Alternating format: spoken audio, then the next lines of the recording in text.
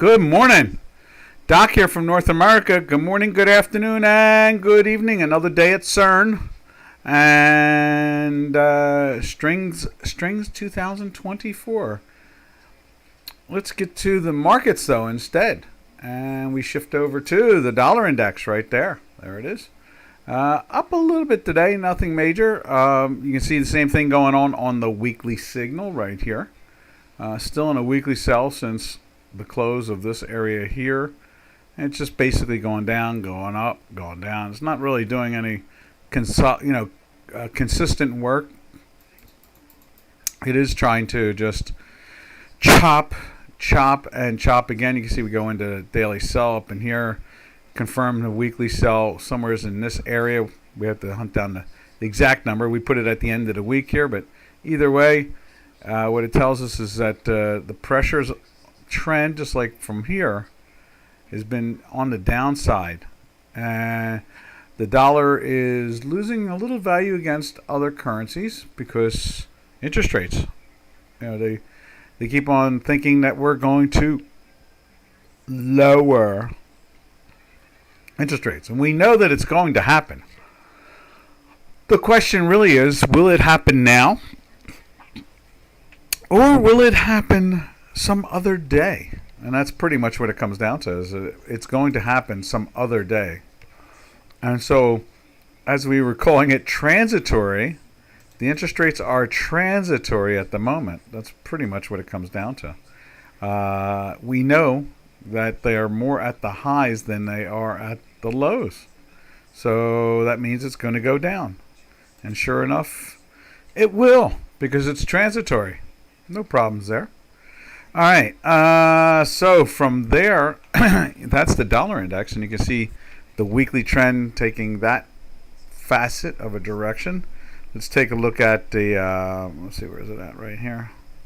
Let's take a look at the chat line. I see Robin. Hey, Robin. And let's go over to here. We'll take a look at it on the beta right there.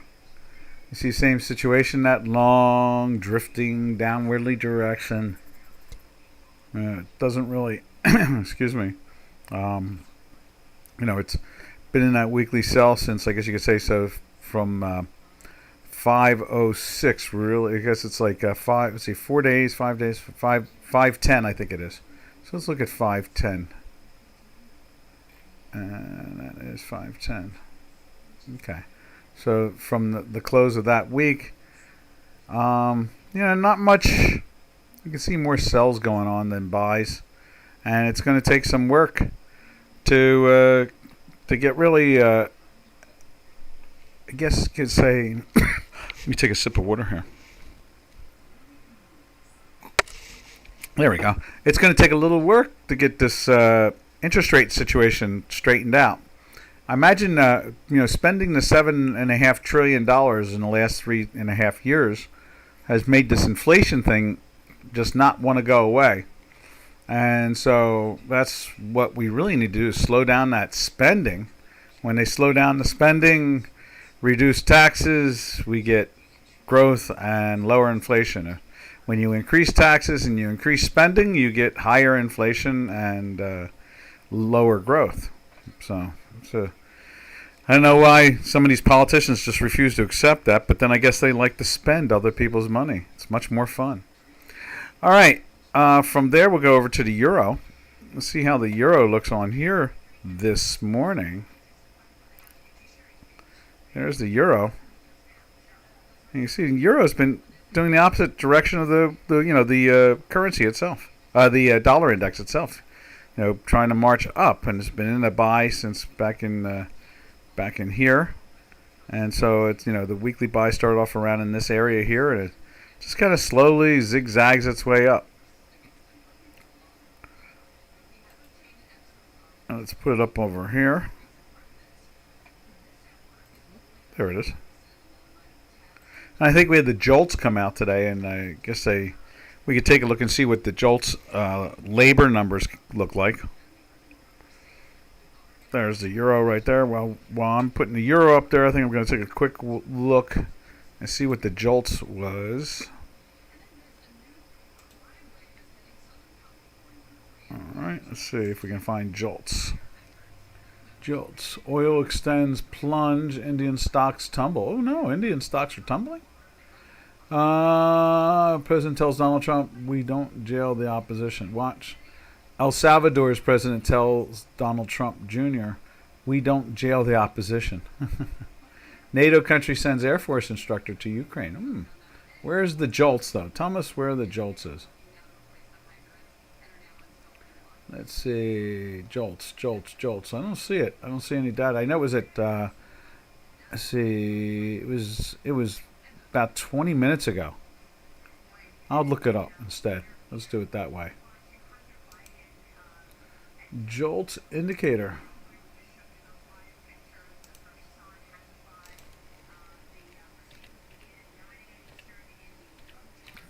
Jolts report.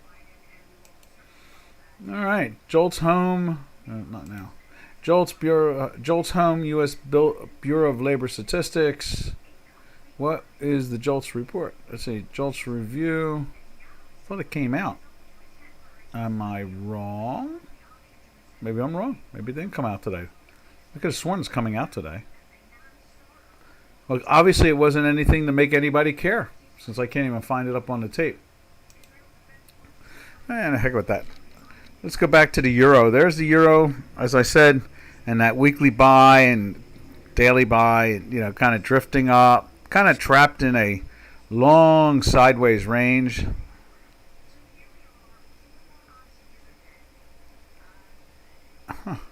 What's this? Biden presented incomplete version of Israeli proposed ceasefire to Netanyahu? What's up with this guy? Can he remember signals? Temporary. Interesting. Odd president we have now. So from there, we'll just go over to cable. This, cable's doing basically the same thing. It's marching up. Seems long, just like the way the dollar index is marching down. The cable dollar pairs trade up there is marching up. And that weekly buy is relatively firm. The fast jumped in back in here. The slow joined in right here. And so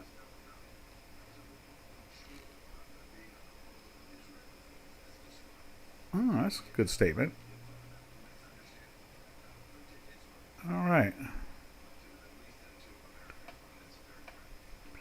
So, the cable, we saw the cable acting very strong. Matter of fact, you can see here it's going after these highs of May right there. And then when we go back to the euro, we're nowhere near the highs of, well, I guess we are. There's the highs of May there. So there's the highs of the year right there. That's the last couple days of December. So let's look at cable and see how that looks in the same situation. Now that's interesting. Is that you can see here we are already at the highs of last end of December, beginning of January. We're through those things, whereas the euro is not still. And unfortunately, you can see this is a higher high, a lower high, and there was the nice thing is that it's taken out this high, that high. So this is the way you follow lower highs and higher lows. At least it's trying to do something positive.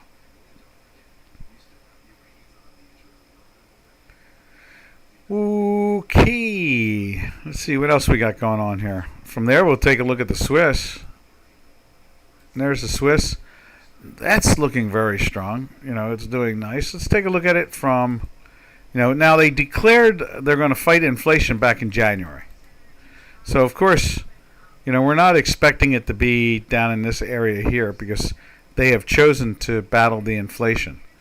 And that will be positive down the road, I'm assuming. Just the fact that they're being that responsible. So we're not seeing this is obviously not anywhere near performing the way the euro and the cable are since back then. And you can see here we're at a second week of the sell.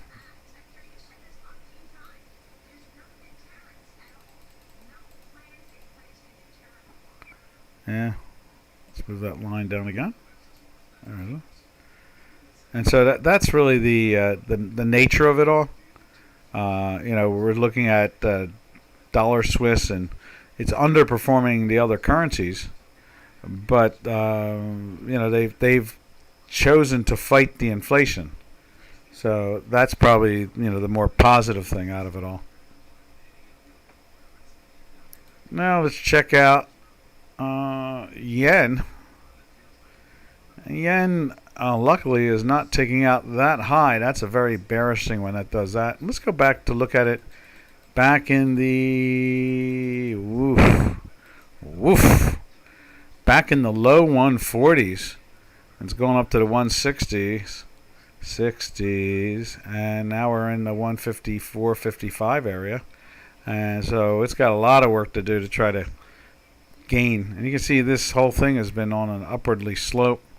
Went into the weekly buy back in here. Slid into a sell right there. I'm not sure why we don't have a sell in there. That sell, I guess I stole that sell. Went into the sell in there on that week, right in here. And now it jumped back into the buy there in that week, right there. And it kind of hesitated for a couple of weeks and then took off. Let's see if we can find one more sell so we can fix that. Oh yeah, let's steal one of these cells.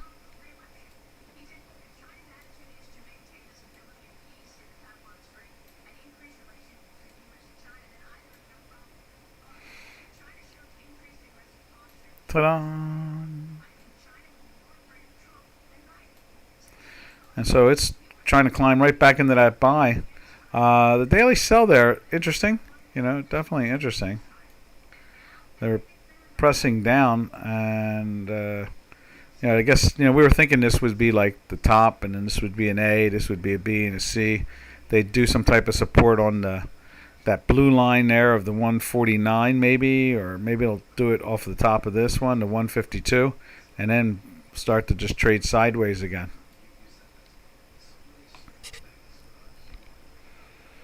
Okay. Heading over to the Turkish lira, the great experiment. Uh-oh. Banging around above the top of that. Uh-oh. Ruh-oh, Rorge. Let's grab that buy and just stick it in there. There's the buy again. And still, let's put a sell in there.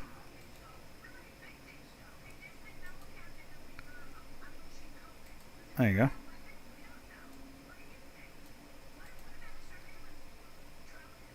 Yep, there you can see it went into the sell, and we jump back into the buy right there, and we're in the weekly buy. So this thing's, we would love it to stay inside those two big long boxes we've emphasized over the last 3 months. It would be awful nice for the country of Turkey to have that currency stall out a little bit in there, and not be so ornery, I guess you could say, or volatile. Volatile's probably the more market. How do you define ornery? Ornery good or ornery bad? Whereas volatile, we know what that means. It means it's active, volatile. So from there, we're marching along really fast this morning. Look at that. There is the South African rand. Strange. It's sold it down yesterday, lifting it back up today. Wonder if they're coming up with a coalition government. It'll be interesting to hear how that goes. Let's just take a soft little look to see if there's any news on that coalition government in South Africa. We're hoping that they merge up the ANC with the capitalists and the pro-growth ideas and low taxes and low starvation of people. But the ANC seems to have the other direction at this point. They've really turned the country upside down. All right, so South Africa. And let's see how the election is this day.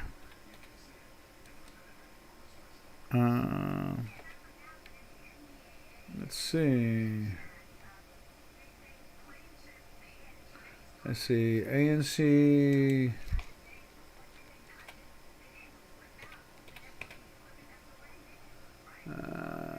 see what that says. Why did Nelson Mandela's ANC lose its majority in South Africa? I just want to know if they teamed up with anybody. Let's see, 15 hours ago, Zuma gets his revenge on South African party that shunned him. Okay. Ashland is political party organized. Don't sound like they've merged with anybody yet. And that's probably where we're at this point. Who to enlist in the government. Okay, so here we go. This is 20 hours ago. Maybe this will make a little bit more sense. Let's see. Nothing so far. Let's see. Just that they have basically 40% of the vote.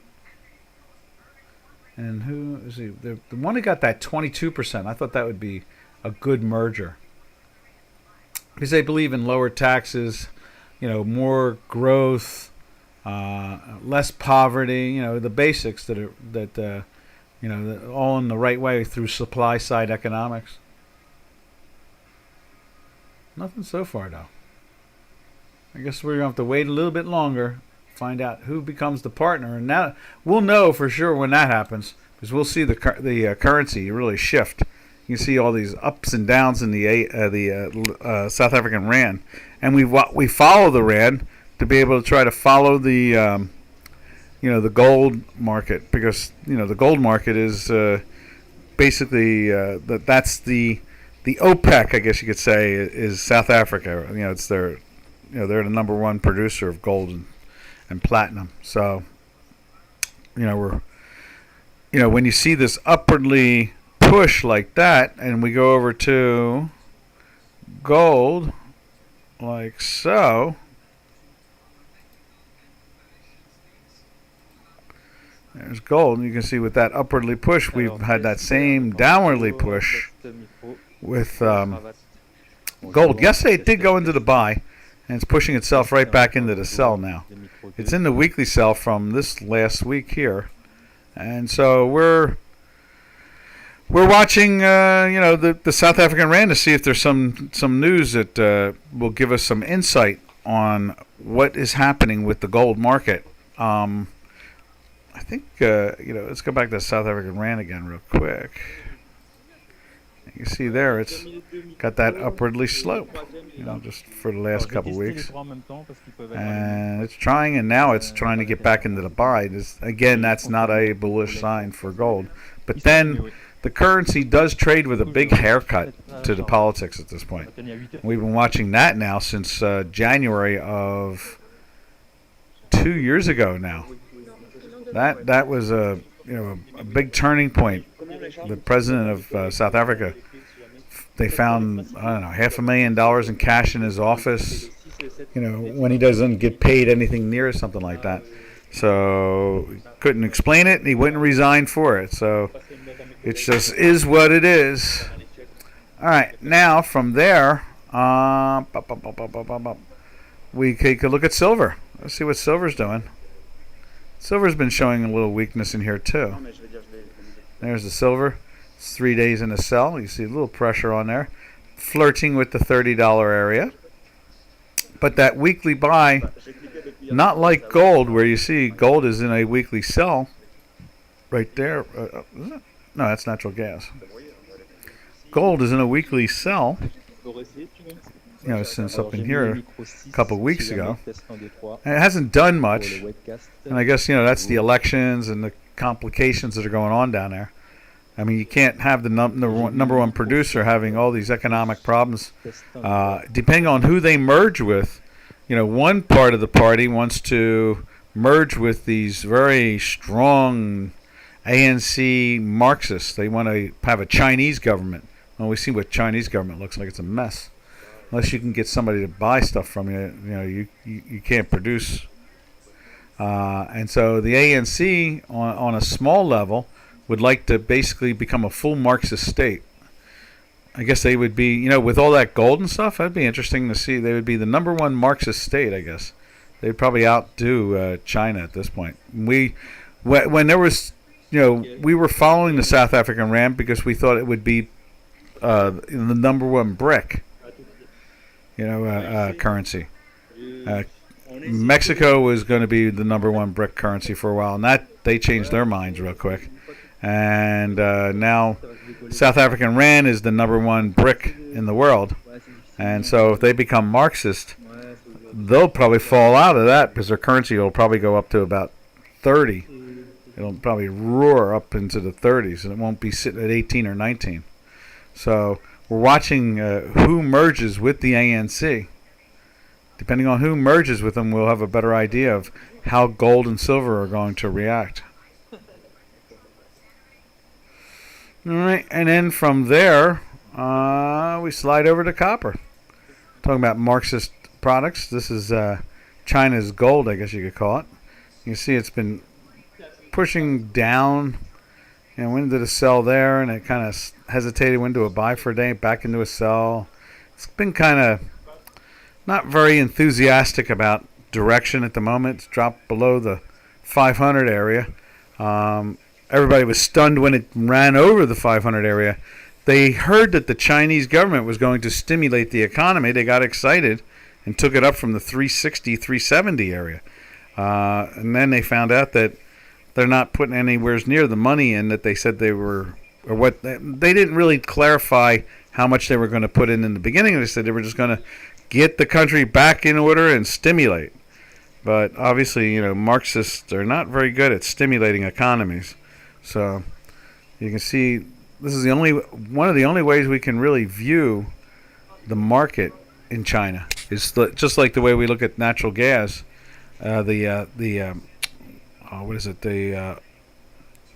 gas company down in Spain. It's the only way for us to get a good view of how energy is treated in Europe. And so this is the same thing and the same concept, and that is copper is like one of the best answers to understanding the Chinese market, because they don't have a floating currency, and they don't have the economic numbers are not very clear sometimes. They're always 5-6% GDP. It's awful hard to believe they are when you look at their economic problems they have. So it's this is the only eye we can really see. And that nice run up was like, wow, that's great. China's going to get its legs going, and everybody starts getting excited. And next thing you know is there's a stall again in growing the economy.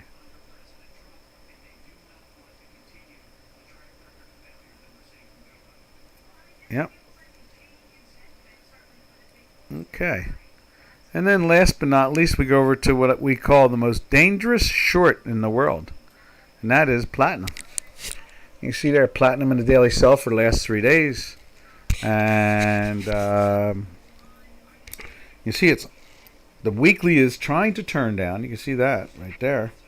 Making a little curve there. Hitting the manifold too.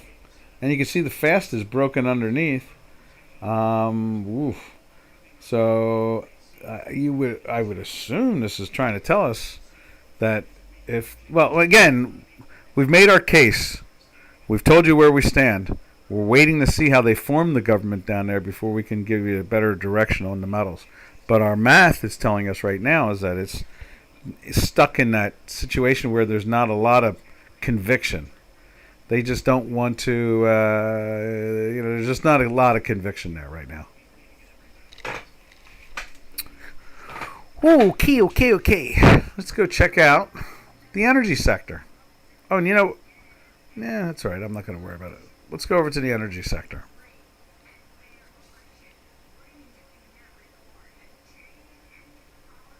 There's crude oil. Crude has dropped from 80 down to 73, basically. $7 drop over a 5-day period. Well, actually, the sell started there.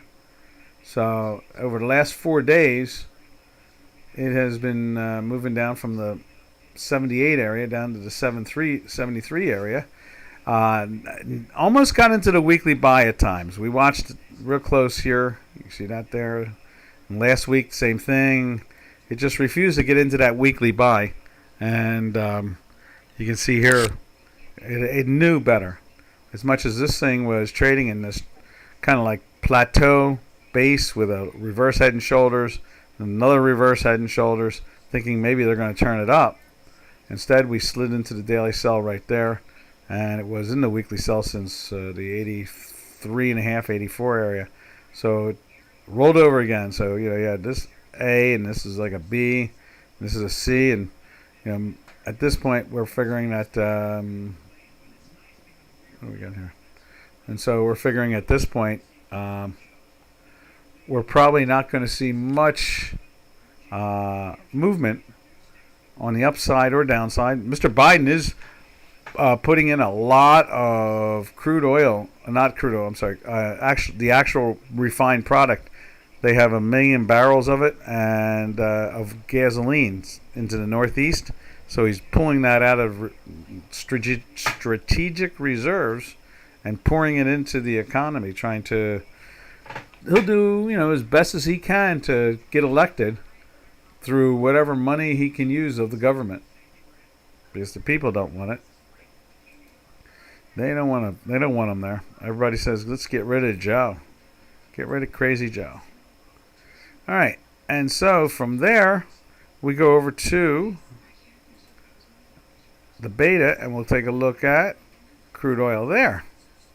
And there's the crude doing the same thing, 4 days in a sell, marching down, and it's been long 10 weeks in a sell. So now we go to Brent. There's it is right there, Brent. And Brent is, same way. It's 4 days in a sell, and you see right there.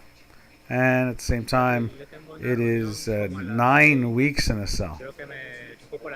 So the energy sector, this time of the year, it's nice to see it go down. It's it's very helpful for everybody. It reduces prices. The cost of moving goods. Petrol for machines to move them. So doesn't matter if they're electric or gas. In the end result, it costs money to move inventory into stores so people can buy it. And so anything that will reduce the cost is a good thing. Good. All right. Where do we head from there? We go to natty gas. Natural gas has been doing that opposite thing. Going up, up, and away. Up slow, steady stride. Wasn't a good sell there, daily sell for a bunch of days. Since back in, what was that? That's the 24th. The 24th is, let's do this. Straighten that out and find the 24th. Right in here is the 24th.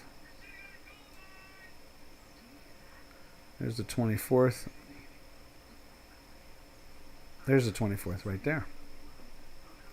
So let's do this. Let's see, right, is that must be the 24th, these two. Yeah, so 2.5. And we are. It didn't go much further, really.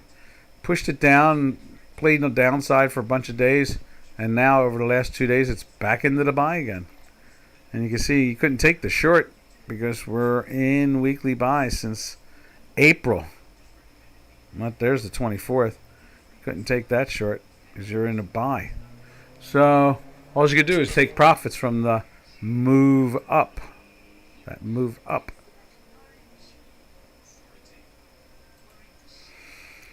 Ooh, Tay. From there, we go over to,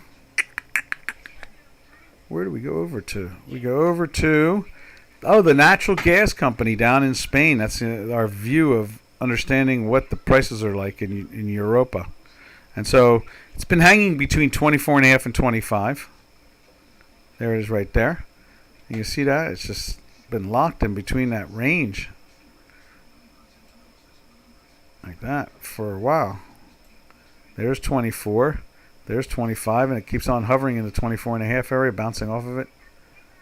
And let's see what else we got going on. Can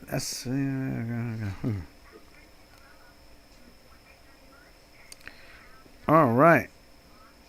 So that's the natural gas in Europa, and that has been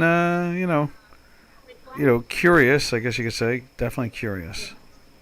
Um, we just don't seem to be able to get. Oh, there we go. Good.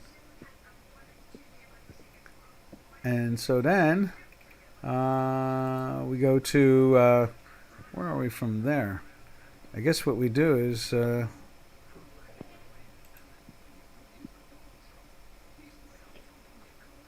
see. We go that. Okay, let's go like that. Where do we go from here? Will you see later on? Let's go to. Let's take a look at the Nikkei. We'll just drift over to the stock indices. We saw that headline that said that the Nifty 50 got smacked a little bit, so that'll be interesting to see.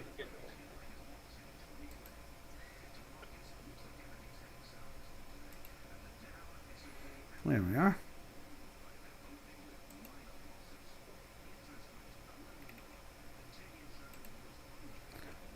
And there is the Nikkei. You see Nikkei's kind of been hanging around, not doing anything particularly exciting. But, it does gain, so that's good. It keeps on gaining. So we'll just keep on watching it play its role, And then from there, let's see, from there. Good afternoon. We should start the afternoon session. We go the first to speaker today in the afternoon is South Korea. Butik from Perimeter Institute. And there's South Korea. Okay, thank you. 5 days in Am the I cell speaking now. loud enough? A little firmer though. Notice it's trying to pop up. Okay. Uh, So first of all, and I 10 would like weeks to in thank a the cell. organizers for giving me the since back opportunity in, to speak here. I guess you could say So back this talk since is based on April work with 1st, Davide Gaiotto, Justin Half, who is back up here, in here, Brian Williams, Jim went into the Chang-woo, weekly and cell, Matthew back Hughes. up in It's a here, work in progress. goes down, goes up, goes down, goes up. Okay. The dailies have Two kept you personality safe. quantum field theories have It was BPS interesting. It was in that subsectors. long daily So cell the from idea here is that all the way holography to study whether there. the holographic duals of these BPS And then jumped into the buy here so we can and back into restrict another the daily BPS cell subsector again right by a there. procedure known as It's twisting that I will explain. making higher lows. You can see that. And the holographic Definitely higher lows on the that. will usually be Let's see. B model to And then follow from the there we go over to Taiwan. So B model has a nice close Taiwan. which is the BC of Ooh. B theory. Okay. So Let's this see. is an example. Are you hearing this? Let me see if you're hearing this. N equals 4 super-young milk Oh, wait a minute. has a BPS subsector, which is a 2D chiral algebra. Okay, we can get this subsector by a certain twist, and then the conjecture by Costello CERN and is back on. is that this 2D chiral algebra subsector No. is dual to the B Don't model do that. on the complex manifold SL2C. So Let you me can turn think off the about volume this on that. as like an analogous BPS subsector of type 2B on ADS5 times S5. There we go. Unless someone out there wants to listen to the string theory besides me. It's gone. There we go. All right. So, where are we at this point? We are, let's go over to, you can see that too, that Taiwan, for a country that seems to be threatened all the time from China, it don't seem to care. It's like the honey, we should call Taiwan the honey badger. It don't care. You ever see those honey badgers go after like cobras and stuff? They're very tough guys and gals. From there, we'll shoot over to, we'll go to China and see what China's up to. The paper tiger, I guess it is. Let's find, there it is right there. There is Shanghai. Still showing weakness. They did pop it today, though. Look at that. They did pop it, and you can see the pressure's been on. And it's been in a weekly sell now for a couple of weeks. This is the second week of it. we'll shoot to the Philippines, which is right down the road or across the river or through the woods, something like that. You see there, Philippines has been down for a couple of weeks. Pretty much 9 out of the last 10 weeks, Philippines has been in a sell. It has found ways to go down. And then you can see the daily is trying to turn up. It failed at it yesterday, and it rolled right back over again. And then we bounce all the way up to I guess it's down. We bounce all the way down to Hong Kong right there. Hong Kong's been in that slow, steady burn also. Last week was the first week in a sell. And we should see the fourth will be starting to do that same thing again. That thing it does. And so that's the Hang Seng in Hong Kong. And then we shoot over to the Singapore Straits Times right there. And it's been grinding in the right direction up. Why is that the right direction? I don't know. The only reason I say it's in the right direction is for longs. For shorts, it's the wrong direction. You see here, look at that. It's like 12 days in a daily buy. It's just been slowly grinding, not with any real speed, but I guess it's the right direction because our weekly's in a buy. And since our weekly's in a buy, the thing should go up. Over the last 8 weeks, is that 4? Yeah, this is going on an 8th week now. 8 weeks, it's been going up, so that is the right direction. Because why is it the right direction? Because the math says it is.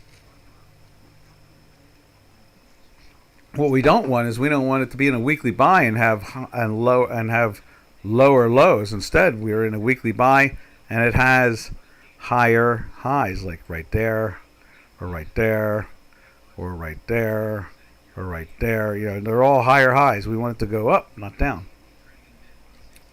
And that is the magic. So we kind of just defined it just now. What makes it right and what makes it wrong? The math. If it's in a weekly buy, well, then it better be going up. That's for sure. All right. More up and down. And then from the Singapore Straits Times, we dive over to the Indian Ocean and the edge of the Pacific and All Ordinaries Index in Australia. Right there. That's been sideways choppy, and you can see here we've been in a weekly buy since the end of April. And you can see it has done its job. It went up for a while. Now it's breaking down a little bit. We've been in a daily sell there since the 23rd, which is basically right around in here. So it's been odd pressure being put on it. Why is it odd? It's not, because markets are like saber-tooth saws, you know, they go up and down, but the weekly will give you the general direction of what the real trend is. And that's because it's right 8.5 out of 10 times. From the All Ordinaries Index, we're going to drift into the Nifty 50. Let's see if they really did smack it. Oh! What's that all about? What is that all about? They did. You know, sometimes they say they crashed the market, and it's like, wait a minute, when did they do that? You can't tell. But yes, that definitely is a smasheroo. What's interesting, look at that. We'll emphasize it for you. It's been in a weekly sell now for 2 full weeks for that. There is a minus, and there is a minus. So it's been in a Nifty 50 sell now for 2 full weeks, going on a 3rd week. And boy, they had a good reason to do that. Now, we've been in a daily sell since the 28th. Which one's the 28th? I think it's right here. Yeah, it's the 28th. So it broke down, and then they gapped it up Monday because of the elections, and they had elections too. And then something obviously didn't go right. Let's go. Excuse me. Let's check the news on that one. India. Let's see if I saw it, a headline. Let's see if we can find it again. And then maybe it'll tell us why the Nifty 50 has imploded. Let's see, Euro. We saw that. Well, okay, here we go. U.S. futures slide, oil extends its plunge, and India stocks tumble. All right, let's see what happened now. Where's the Indian side of this article? Where is it? Let's see. At some point, weekly bad news. West Texas. Euro. Key Indian equity gauge fell more than 8% before pairing losses. They rose more than 3% Monday on hopes for a landslide win for the ruling party, I guess. A stronger majority for the party is seen helping the prime minister push through the market reforms. After the sharp run up, some profit booking is also expected. Let's see, a strategist at securities, while not many investigating, say Bloomberg spot. So I guess they're just taking profits. Were they looking for, they got what they wanted? Maybe it's a thin market. Maybe that's what it is. I mean, to drop 8% usually means that you have a thin market going on there. That's usually the rationale on that. So I am thinking that's what that's all about. So, and then who knows? Next couple of days, it did close above this area here. So I mean, notice the base that it built right there. We'll do the whole thing like that. So they broke through it, but came back above it in the end. So that's usually a positive sign. Just shows what it really does is it shows the thin, the lack of liquidity in the market. And so then what they'll do is, if smart money will start to look if there's bargains to be had, and that's usually the way it works. So that's the Nifty 50. Nifty 50. From there we go to the Stokes 500 or 50 or one of the above, the 50E. And it's in a weekly sell, still in the weekly sell, 2 weeks in the weekly sell. And you can see it's been in a downwardly slope for a couple of weeks, so that's fine. It's doing what it's supposed to do. It's correct. And you can see the daily sells have been very dominant. What's that? Like 1, 2, 3, 4, 5, 6, 7, 8, 9, 10, 11, 12, 13. So 13 out of the last 14 days it's been in a daily sell. So it's doing the right thing also. That's always a positive to me as far as I'm concerned.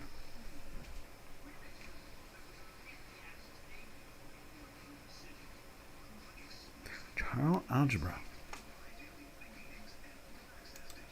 Let's see what that is. I want to see something here for a second. Chiral algebra. Let's see what that is. CH.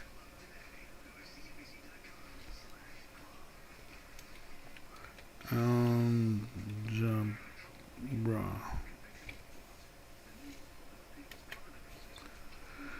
All right. Let's see. From there, we go over to the DAX.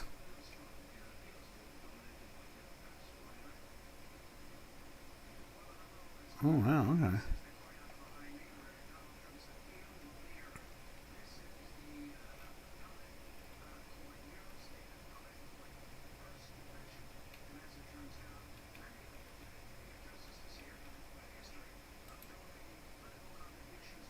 There you are. And there is the DAX. Mild slope down, nothing too dramatic.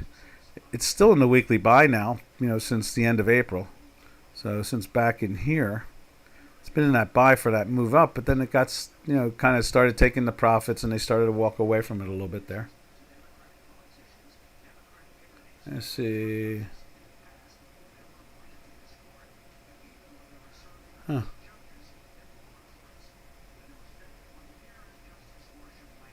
Huh. All right, now from there, we'll take a look at France, see what they're up to. You see that they've been doing that same thing, that slide down, and it's been in the weekly sell, since 5:15 or something like that, 5:17, right around in here. Went into the weekly sell on this week, and it's been a push down. There's no doubt about that. A lot of daily sells too. Lots of daily sells. Then from there we'll go to the FTSE. There's the FTSE. FTSE's did that same thing. Look at all those daily sells. And then last 2 days we've started to get a little buying. Today's the third day in a buy. But look at the weekly. They're pushing it into the sell. They pushed it into the sell. Interesting. Now from there we jump over to the States. Let's take a look at the Dow Jones Industrial Average right there. It's doing the same thing, being pushed into the sell, and it's 3 days in a daily buy, and it's just sideways sloppy at the moment. Then from there we go to NQs, and that is also in a sell for 4 days, trying to get into the buy today. And you can see here it's been in a weekly buy since the beginning of May. So since basically right in here, it's been in a weekly buy, and it was a nice move up.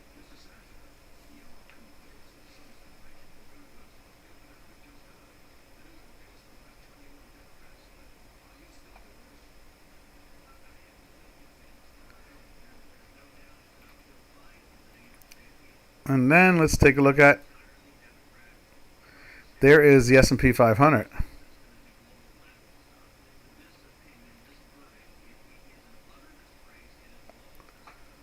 And so we'll have to see if they can change the gears there. It's also been in a buy since the beginning of May. And this is the S&P 500, looking very solid and steady. Let's take a look at Bitcoin. We always like to look at that in the the indices. You see it's been making higher lows. It needs to take out this 72, which I believe is also the all-time high. So it makes it very tough when you're banging against it. But we've been in a weekly buy there for 4 weeks now.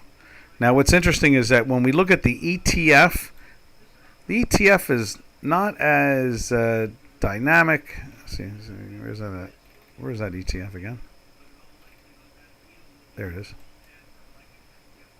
The ETF has been in a weekly buy for 4 weeks too, but it's not as explosive up. More pushes down during the day. And that's because probably the Bitcoin is a 24/7. The other one is, and this is a ETF.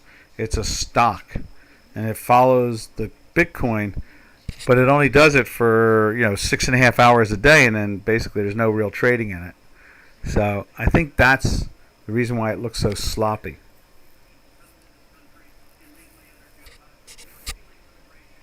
All right, now from there, let's take a look at the weakest of our stock indices, where something like 35-40% of the companies in it don't even make money. And that is the Russell 2000. You see that it went into the weekly sell last week, and there's tried to pop it on Monday, and now they've taken it down. And you can see we're still, it looks like we had a daily buy there on Friday, that one right there. Now it's pushing itself into the sell yesterday. And so you can see today it's down, but this is not updating yet. This is just the third still, and that's the fourth. See, these two are the third and the fourth. So we're not seeing the indicator yet. It won't tell us until this evening. Alrighty. So from there, we march our way over to, where do we march our way over to? We march our way over to, let's find it. We'll find it in a few seconds. Let's see, we did the Russell, that's it right there. Okay, that does it for the stock indices themselves. Why don't we take a peek at, like, say, no one seems to ask for anything of late, but I'm going to throw up a few things. Let's look at let's take a look at, let's find something to look at here on a commodity side. So there is July corn, and that's been pressuring down, and it closed in a weekly sell 2 weeks ago. Last week it closed in a weekly sell, and we'll know today, or at 8 o'clock tonight, what the next, that it's in the weekly sell again. But the depth of that and the product down, I have no doubt this is the third week now of a weekly sell. From there, we go to the reverse. Wheat is not that fast to back off, as you can see here. It's looking very firm. It's been in that weekly buy since April 12th or something like that. Back in here. April 12th, is it? Let's just look at that again. There's the 22nd, there's the 15th. So at the end of that week, that's the close of that week, 15th, so that's the 19th or something like that. So, yeah, the 19th. So it's been in a buy since the 19th. Went into the buy then, and that's the 21st. So obviously something like, bring that down. The wheat has been comfortably in a buy and marching up.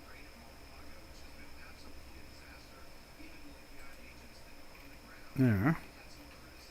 And then we'll go over to soybeans. They knocked them down hard yesterday, down like 20 cents. That was a good smash. Smash. So let's find the soybeans. Is it ZS? ZS. ZS. There it is right there. Now, soybeans also went into the weekly sell last week.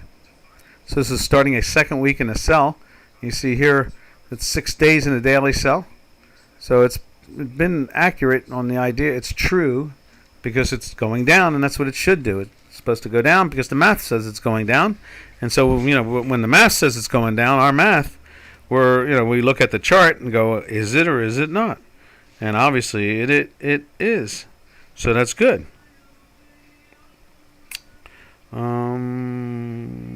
Let's see.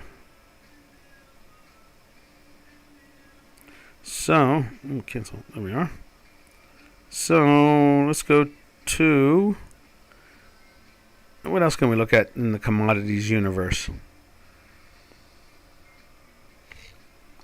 Let's take a look at cocoa. Everybody likes chocolate. Cocoa. Where's that cocoa at? I saw it on there. There it is, right there. There's cocoa. Cocoa, been lifting for the last couple of weeks. This is starting the third week in a buy, and you can see it's been daily buys for like 9 days. And then we go over and look at cotton. There's cotton. Cotton has been in a sell for 5 days, and it's been in a weekly sell for 2 weeks. And what's interesting is 9 out of the last 10 weeks it's been in a sell. So, and you can see it's been moving its way down from that. And then from there, there's coffee. And coffee is been trying to lift up. And just the last 2 days, it's been, the last 3 days now, it's in a sell, but it hasn't gone anywhere. You can see it closed in a weekly buy last week. So it had been in a weekly sell for 4 weeks. And last week, on this week right there, it closed in the weekly buy. And the daily buys kept you pretty honest. But there might have been a little twist or turn there for you. So that's pretty much the way the world turns, I guess you could say. So we're done for the day. We'll put a new title in here, what we should call today. And this is Doc from North America, heading back to CERN. So, happy trails to you. Until we meet again. That'll be tomorrow, Wednesday. Happy trails to you. To all our trading friends. Later, traders. Have a safe and smart trading day.